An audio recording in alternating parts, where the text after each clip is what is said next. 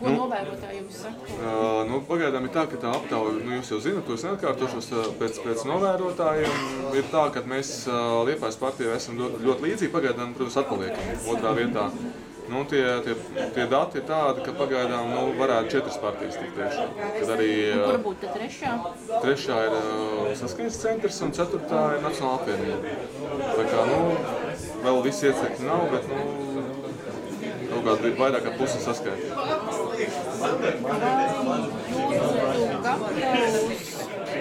Pamest darbu Liepājas papīrā un Jo, protams, es jau to taču teicu sākumā, te jau nebija vērts sākt nemaz.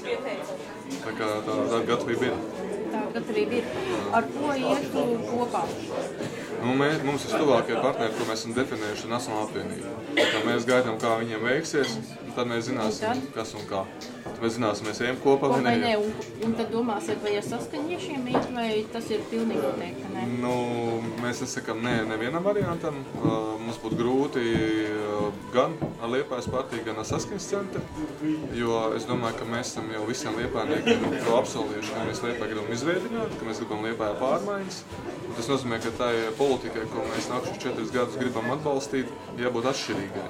Un līdz ar to iet runa par to, ka ļoti daudzi mums uzticējušies, gan latvieši, gan krievi, gan baltkrievi, visi tie, kas dzīvo, un mēs nedrīkstam piemānīt, mēs nedrīkstam pateikt tagad, ka mums tas nav tur ērti, vai mums ir ērtāk kaut kāds cits variants. Mums ir tas jāpanāk, tas rezultāts. Un tas, ka mēs spējam to vienu, skaidrs, ka nē, ar Liepājas partiju to nespēja vienu, un tagad jāmeklē tie kompromisi.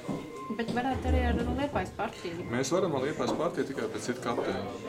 Pēc cita kapteiņa, kā vērtējat faktu, kad tik tuvu viņam ministrs papēžiem šoreiz? Ja iepriekšējās vēlēšanās jums ir šoreiz pat dubultā vēlētāju atbalsts?